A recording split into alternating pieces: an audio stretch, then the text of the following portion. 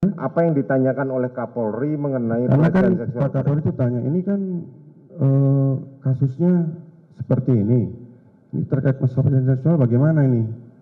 Kalau pertanyaan dari publik gitu, saya bilang yang tahu Pak FS, saya bilang gitu. Akhirnya ya sudah, nanti dipanggillah Korspripim itu untuk ini kan Pak FS sudah ada di sana di ruang Korspripim. Oke. Ketika masuk kita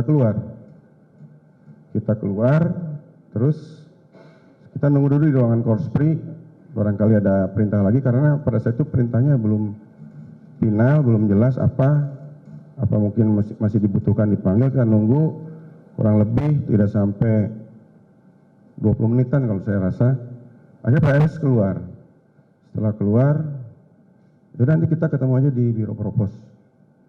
Akhirnya kami berdua jalan ke Biro Propos.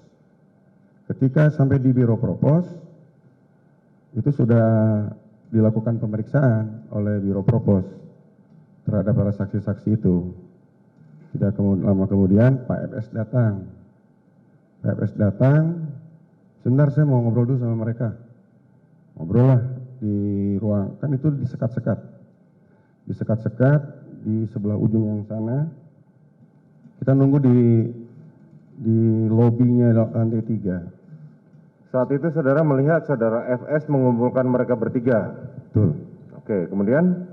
Kemudian setelah selesai, itu tidak lama, setelah selesai baru Pak FS mengumpulkan kita semua di situ. Di situ juga ada Kasat Reskrim, ada Kanit kalau nggak salah. Ada saya, ada Pak Beni, ada Sugeng Putut, ada Harun, ada Kayanma, Kombes Yudi. Kemudian ada KDNA menjelaskan bahwa ini percuma saya punya pangkat dan jabatan kalau harkat, martabat, dan kehormatan saya hancur oleh almarhum. Kemudian saya sudah menghadap Kapolri. Pertanyaan Kapolri cuma satu. Kamu nembak nggak, Bo? Tolong? Kamu nembak nggak, Bo? Maksud Sambo. Ya. Saya jawab, saya tidak nembak, Jenderal. Kalau saya nembak, pecah pasti. Kaliber saya senjatanya besar, kaliber 45. Kemudian kalau dia nembak pasti pecah karena senjatanya Sambo kaliber 45. Ya. Kemudian kalau saya nembak nggak mungkin saya selesaikan di situ. Kalau apa? Kalau nembak kan dilakukan saya selesaikan di situ di rumah. Tidak mungkin diselesaikan di situ. Ya. Kemudian terus diselesaikan di mana? Saya nggak tahu, nggak tanya. Oke, kemudian tolong rekan-rekan kasus ini agar ditangani secara objektif saja, sesuai kejadian. Kemudian untuk penanganan tindak lanjut, karena belum tahu ini pelanggaran disiplin karena penanganan awal oleh Propos, supaya tindak lanjuti oleh Biro Paminal. Kemudian untuk yang kejadian di Magelang, tidak usah diungkit-ungkit lagi. Seperti itu. Kejadian di Magelang tidak usah diungkit-ungkit lagi. Ya. Saat itu saudara sudah mendengar belum sih apa sih peristiwa di Magelang? Saat itu hanya sepintas dari Richard. Eliezer aja, Ya, dari itu. Eliezer ya. Saudara mendengar dari saudara Richard bahwa apa peristiwa di Magelang. Itu pun tidak terlalu jelas. Tidak terlalu jelas. Dan perintahnya dari saudara Ferdi Sambo kepada kalian adalah tidak usah diungkit-ungkit peristiwa Magelang. Betul. Pemirsa, Anda kembali bersama kami dan masih terhubung bersama kami Asep Iwan Iriawan, pakar hukum pidana. Kang Asep, tadi kita sudah simak keterangan disampaikan oleh Hendra Kurniawan yang menyebutkan bahwa Kapolri bertanya, ini artinya Kapolri aja sampai dibohongi oleh skenario Sambo dan Putri, Kang Asep. Tanggapan Anda? Ya, yang pertama maaf ya, ini menggunakan bahasa leluhur saya ya. Ini gara-gara cong tipounya si S ya, urusan cici, ya, urusan cuan yang nggak cengli ya, nggak cincai. Akhirnya begini, bayangkan. Akhirnya dibukanya oleh siapa? oleh si Richard kan, Richard ini yang membuka ini, Chong Ti-po ini, kebohongan ini dibukanya justru oleh Richard gitu kan. Tapi mereka masih memperdayain Kapolri. Tapi setelah Richard terbuka semuanya, semua terbuka, hancur tadi saya katakan berantakan. Nah, bayangkan ternyata juga juga terbawa permainan itu. Tapi kan sebenarnya serse K-Unit itu, Serse Selatan itu sudah curiga. Cuma kan pertanyaan di awal selalu saya katakan, kenapa mereka nggak berani mengatakan ini tidak masuk akal gitu kan? Padahal kan tidak masuk akalnya justru di majelis kan, di pengadilan. Tapi bisa kita pahami waktu itu ya mereka karena ketakutan gitu kan. Ya karena mereka ya di bawah tekanan mungkin atau di bawah ini. Nah, bahkan tadi kan pernyataan dari H itu, sudahlah urusan Magelang nggak usah diungkit-ungkit. Nah, padahal sekarang kalau lihat contoh kan justru mereka larinya ke pelecehan seksual. Itu kan kejadian di Magelang kan.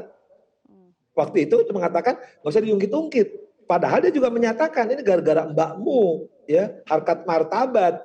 Jadi ada ketidakkonsistenan yang memang namanya tadi ya, gara-gara Cici ini ya, gara jajuan juga gitu kan, tapi yang nggak jelas akhirnya ya semua buyar itu skenario tadi ya.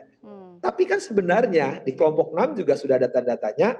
Nah, cuma di kelompok 5 ya yang jadi masalah kita beruntung punya Eliezer gitu kan. Kalau nggak ada Eliezer saya pikir nah nggak terbuka. Tapi ini juga akan didukung kelak oleh fakta-fakta yang terungkap di persidangan hari ini.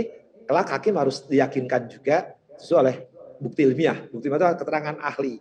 Ya, yang akan mengunci semua ini adalah keterangan ahli. Jadi kan kalau misalkan perbedaan antara KM, RR yang ya nggak masuk akal itu pertanyaannya itu sekarang hiburan anemia tadi.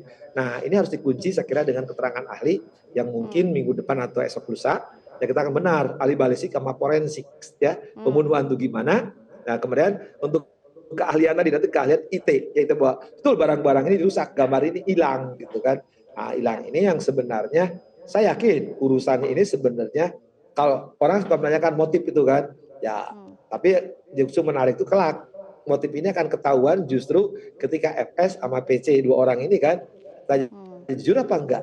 Ya, kalau enggak masih jujur, saya pikir hakim harus berani dong, mengingatkan ya, seperti mengingatkan KM, RR, Susi, Dawen maupun Kodir. Gitu. Sikapnya harus ya ketika meriksa si FS dan PC terutama itu harus berani tegas gitu kan ketika kebohongan-kebohongan kemarin kan juga keras terhadap RR maupun KM kan tapi kalau enggak saya pikir ya kita akan menggantung semua orang akan mengatakan ya ternyata motif itu ya disimpan oleh FS sama PC tapi saya kata tadi ya karena Cici ini banyak Chong Ti-po sama dengan suaminya ya ujungnya tidak akan terbuka tapi kalau unsur sudah terbukti baik pembunuhannya maupun pasca pembunuhan itu OJ.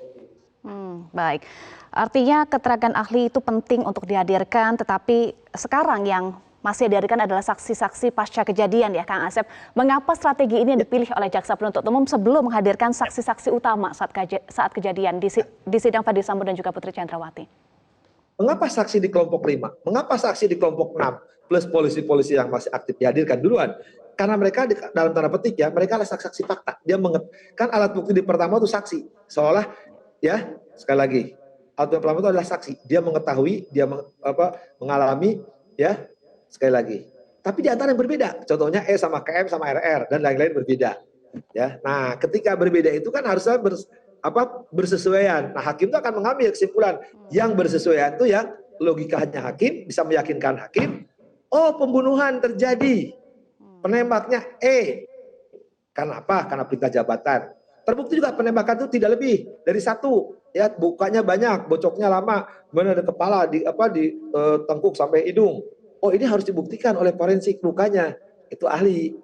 Oh, ternyata tembakan itu yang tidak ngaku nembak. Tadi kan yang menarik tuh keterangan A. Kalau saya tembak kalibernya 45, tapi kita ada penjelasan. Ya dulu si E yang telah jujur dan mengalir itu, justru senjatanya J itu sempat diletakkan di tangan J yang seolah penembaknya adalah terjadi tembak menembak J. Jadi nggak logisnya justru ya dia yang nembak sebenarnya kan. Hanya menggunakan itu. Nanti yang mainnya di sarung tangan kan, tapi terlepas ada sarung tangan atau tidak. Ya, tapi jelaskan beberapa saksi, Ridwan, Arif, ya, kemudian E, Romer bersesuaian, ya, bahwa FS nembak. Nah, tapi menurut saya juga ada penembak lain yang harus buka juga. Ini yang tahu adalah si ahli tadi, ya. Baik, soal kesesuaian ini, kesesuaian keterangan yang harus dibuktikan ya. Terima kasih pakar hukum pidana Asep Iwan Iriawan sudah bergabung bersama kami di Breaking News Metro TV. Salam sehat selalu, Kang Asep. Sama-sama. Pemirsa, demikian Breaking News Metro TV untuk kali ini, dan Breaking News akan dilanjutkan oleh rekan saya, Reno Reksa. Tetaplah bersama kami.